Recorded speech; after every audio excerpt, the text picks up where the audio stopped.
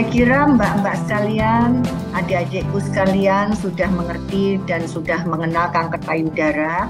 Nah, kalau kita lihat, ini kelenjar payudara normal tentu mbak-mbak adik-adikku bidan ini sudah mengerti semua ya, payudara normal, terdiri dari ductus, kemudian ada lobulus, ada puting, ini payudara normal. Namun, kalau kanker itu sering pada lobulus dan sering pada ductus. Jadi ada lobular karsinoma, ada ductal karsinoma. Dan bahkan ada yang masuk ke nipple. Nah, akhirnya dia jadi kanker di sini. Kanker di sini dia bisa berkembang, bisa.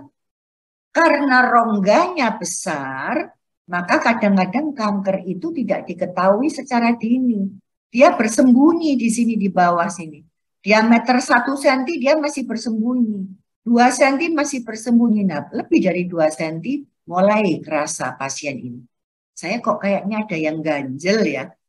Atau ini kok kayaknya ada benjolan ya. Nah, itu biasanya sekitar 1,5 sampai 2 cm baru dia teraba. Tapi kalau dia berada di bawah dekat otot, maka dia seringkali tidak teraba di sini. Dan kanker itu nanti akan bisa menempel ke kulit, bisa menempel ke dinding dada, bisa menempel ke puting, dan bisa menggerus lemak-lemak, jaringan lemak di sekitarnya. Nanti itu ada lagi kanker yang mengenai jaringan ikat. Dan kalau kita lihat bagaimana kanker payudara di Indonesia, kanker payudara nomor 1, nomor 2 serviks atau leher rahim, yang tentu adik-adik bidan ini juga lebih mengetahui lagi mengenai kanker serviks. Walaupun kanker payudara ini bisa pada laki-laki, tetapi 98% ada pada wanita. Mengapa? Karena kelenjar-kelenjar ini lebih banyak pada wanita. Dan kita tahu bahwa ternyata di luar negeri 1 dari 8 orang ini menderita kanker payudara. Jadi kalau kita berkumpul, reuni gitu ya, satu kelas, isinya 40 orang, maka biasanya 5 itu sudah kanker payudara. Ini secara statistik. Bahkan ada yang mengatakan setiap 15 menit di seluruh dunia akan ada 1 orang yang meninggal karena kanker payudara. Apa faktor risikonya? Kita tahu bahwa ternyata faktor risiko itu ada yang tidak dapat dihindari. Kita tidak bisa menghindari lanjut usia, kita tidak bisa menghindari bahwa saya anaknya ibu yang kanker payudara, di mana riwayat keluarga ini sangat menunjang untuk terjadinya kanker pada keluarga. Saya tidak bisa menghindari adanya tumor jinak yang kemarin tiba-tiba datang. Saya tidak bisa menghindari hormon yang datang, misalnya haid. Saya masih anak cucu saya 10 tahun, sekarang udah haid. Jadi sekarang usia reproduksi lebih muda. Artinya mengapa usia di bawah 12 tahun menstruasi bahaya? Karena dia terpapar oleh estrogen, terpapar oleh hormon yang sebenarnya hormon itu baik, tapi ternyata dia juga penjahat terhadap kita. Makin lama. 2 tahun lebih dini daripada usia 12 tahun. Seorang teman saya, dokter spesialis gizi klinik, membuat disertasi S3-nya, melihat bahwa anak-anak sekarang, tapi dia melakukannya di kota ya, di Jakarta, itu menstruasi 60% menstruasi di bawah 12 tahun. Bahkan ada yang 9 tahun sudah menstruasi. Karena mereka biasanya gemuk-gemuk, dengan gizi yang cukup, atau bahkan berlebih, ya, dengan obes dan sebagainya. Atau dia tidak pernah hamil. Mengapa tidak pernah hamil? Merupakan faktor risiko karena dia terus-menerus menstruasi. Apa artinya menstruasi terus-menerus? Artinya dia terus-menerus bertemu dengan hormon estrogen. Mengapa kehamilan merupakan faktor proteksi? Karena pada saat hamil, hormon estrogennya rendah. Dan setelah dia melahirkan, timbul hormon prolaktin untuk ibu menyusui. Dia juga masih rendah hormon estrogen. Jadi selama hampir 3 3 tahun dia terbebas dari hormon estrogen. Oleh karena itu orang yang tidak punya anak atau yang punya anak pertama di atas 40 tahun merupakan faktor risiko yang tidak dapat dihindari. Kemudian mengapa menopause lebih dari 54 merupakan faktor risiko? Karena paparan terhadap hormon estrogennya lama. Biasanya orang menopause itu 51, 52 sudah menopause. Tapi ini kalau dia lebih dari 54 tahun, pertama dia lanjut usia, di mana imun sistemnya berkurang, kedua hormonnya masih terus-menerus datang, maka risiko untuk mendapatkan kanker payudara juga tinggi. Ada seorang ibu yang berkata pada saya, aduh dok, saya tuh 56 masih belum menopause loh dok, aduh saya bersyukur banget bahwa saya masih segar, masih bisa lari 10 kilometer, saya masih bisa bermacam-macam aktivitas naik gunung dan sebagainya. Wah bagus ya Bu ya, tapi saya batin, wah ini dia kena faktor risiko yang tidak dapat dihindari. Mudah-mudahan aja dia tidak sakit ya. Tetapi ada faktor risiko yang dapat dihindari. Yaitu apa? Nomor 1 obesitas. Obesitas seperti ini jangan sampai terjadi karena di bawah kulit ini ada lemak. Dan lemak itu kolesterol yang bisa menjadi estrogen. Ya. Atau lemak yang dikonsumsi, lemak tinggi. Nah ini makanannya enak banget ini. Suka, saya juga suka ini ya. Tapi ini merupakan bahaya kita. Kemudian merokok, ini juga bahaya. Ini ada kepustakaannya, ada penelitiannya. Juga alkohol, ini ada pathway-nya atau caranya dia bagaimana untuk menyebabkan kanker. Tidak menyusui yang saya katakan tadi, karena kalau tidak menyusui, hormon estrogennya cepat datang karena apa? Dia mens lagi. Yang harusnya 2 tahun dia bebas dari hormon estrogen, dia cepat ketemu lagi sama estrogen.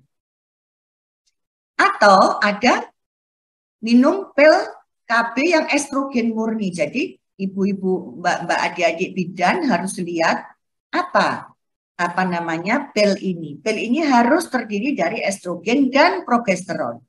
Jangan estrogen murni. Kalau estrogen murni itu bahaya. Tapi setelah saya tanya di Badan POM kemarin, katanya di Indonesia yang beredar memang gabungan antara estrogen dan progesteron. Jadi berarti aman ya.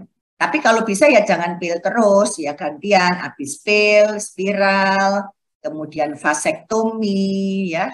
Jadi bergantian, jangan terus-menerus sejak mulai perkawinan sampai menopause ini terus KB-nya. Jadi berikutnya adalah orang-orang yang tidak mau menopause. Jadi dia minum hormon replacement therapy. Di luar negeri itu orang pada nggak mau menopause, sedih kalau menopause. Karena apa? Hormon estrogen itu adalah pemberi makan pada tulang, pemberi makan pada syaraf, pemberi makan pada pembuluh darah, pada otot, sehingga apa? Orang yang masih belum menstruasi masih kuat lari, tidak gampang lelah. Ya. Jadi begitu dia menopause, waduh, semua sakit, semua badannya pegel-pegel, tulangnya juga rasanya kerewat-kerewat kalau pagi, bangun tidur nggak enak, nggak bisa olahraga terlalu berat, dan seterusnya pada pasien yang menopause. Oleh karena itu di luar negeri ini umum ini hormon replacement terapi jangka panjang.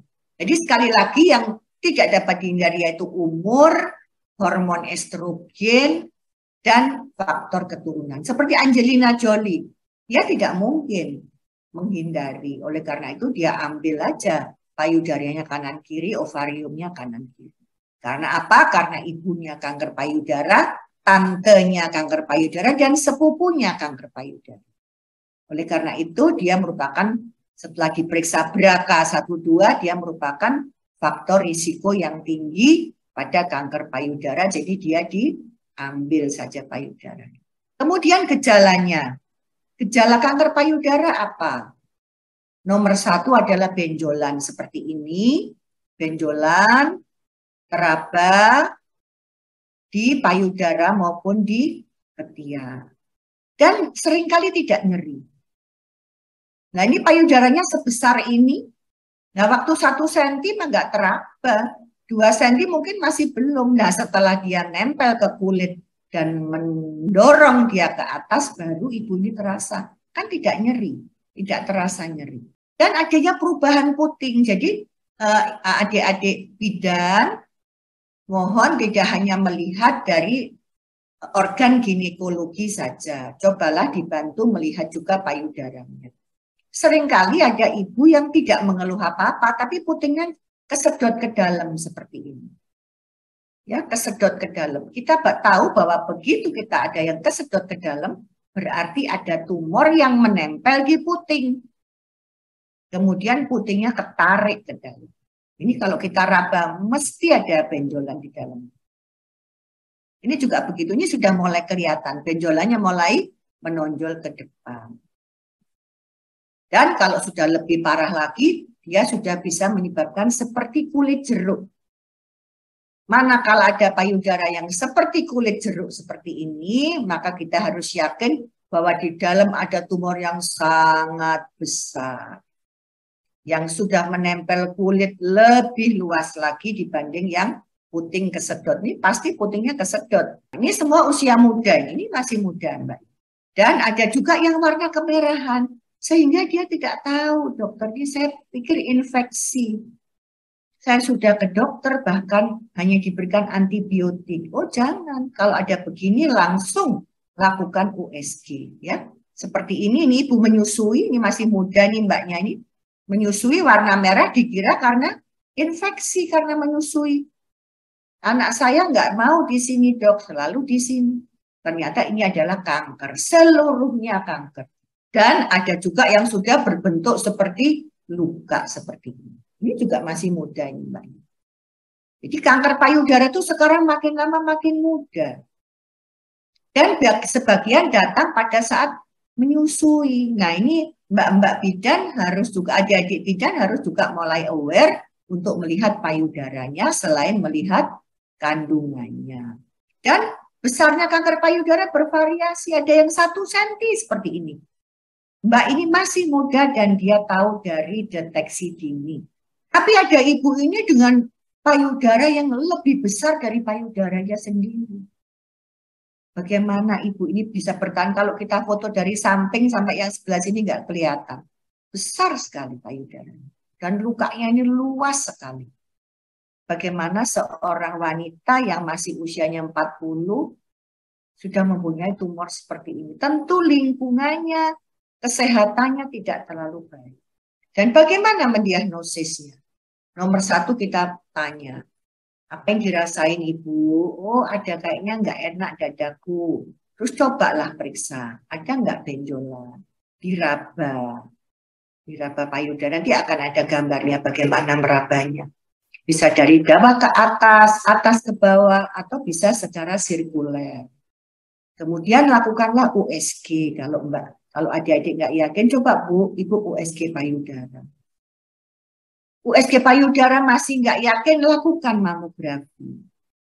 Kemudian setelah dilakukan mamografi, oh iya benar, ternyata ini ada benjolan. Maka kirimlah ke dokter untuk dibiopsi. Karena hasil biopsi merupakan golden standard untuk diagnosis kanker payudara. Ini mamografi seperti ini, payudaranya dipenyet, kemudian kita bisa melihat adanya benjolan di sini, atau ada kalsifikasi. Ini kalau ini kanker ya, kalau ini kista dalamnya kosong, kalau ini payudara normal. Atau dilakukan USG seperti ini. Biasanya USG ini sudah menunjukkan bahwa itu keganasan, di mana dindingnya tidak rata dan seterusnya. Bisa juga langsung USG, langsung mamografi pun silahkan. Makin cepat diagnosisnya. Dan yang terakhir adalah biopsi. Biopsi harus dengan jarum halus. Biopsi macam-macam. Bisa dengan jarum halus, bisa dengan kor, yaitu jarumnya gede. Ini jarum gede ini, kor biopsi. Ada yang jarum halus, namanya fine needle aspiration biopsy. Itu kita hanya melihat adanya 20 sel di dalam. Untung-untung kita menemukan sel yang merah-merah ini, yaitu sel ganas. Core biopsy bisa menemukan sel lebih banyak lagi, sekitar 50. Kita bisa lebih jelas lagi, ini ganas atau tidak ganas. Dan yang biopsi terakhir yaitu biopsi terbuka, dilakukan di dalam kamar operasi, di insisi, kemudian diambil tumornya, dilihat di bawah mikroskop. Nah, kita menemukan kanker yang seperti ini, jelas, terang, benerang. Dan selanjutnya kita harus periksa imunohistokimia. Kanker mah kanker, tapi dia pakai baju apa? Rok kah? Atau pakai celana panjang? Atau pakai rok mini? Ini obatnya beda-beda. Sebuah kanker yang ERPR-nya positif, tentu obatnya berbeda. Dibanding yang dengan HER-nya positif, obatnya beda lagi.